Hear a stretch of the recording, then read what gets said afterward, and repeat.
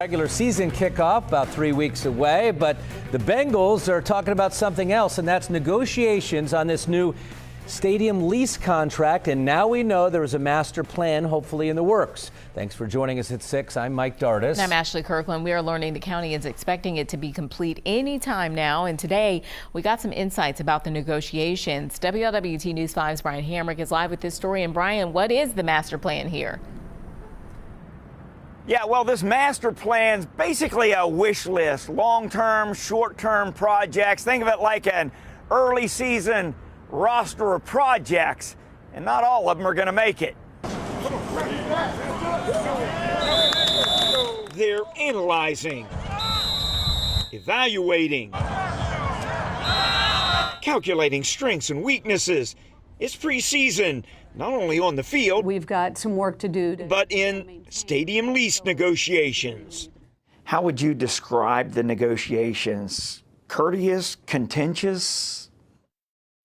I think they ebb and flow, right, depending on the topic. But in the end, we are in a better space than we have been in the past. Hamilton County Commission Vice President Denise Driehaus. Bengals, they reached out to us and we said, hey, we need to do this together, and we did. That's not happened in the past. And so from my vantage point, it's a bit of a new day with the Bengals where we are doing things together. Is there an urgency to these discussions at all? Well, the lease is up in 2026, so that's the date. I wouldn't say there's urgency so much as we need to continue to make progress related to these larger projects because we need to find the financial stack to pay for that.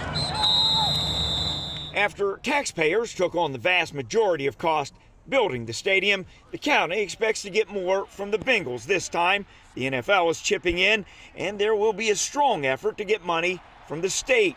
A recent evaluation says the average NFL stadium renovation job is between $600 and $850 million. We don't have one figure right now. We're better at what do we need to do. We know around what that is. It's the what can we do if there's additional investment. That's the number that's not clear right now.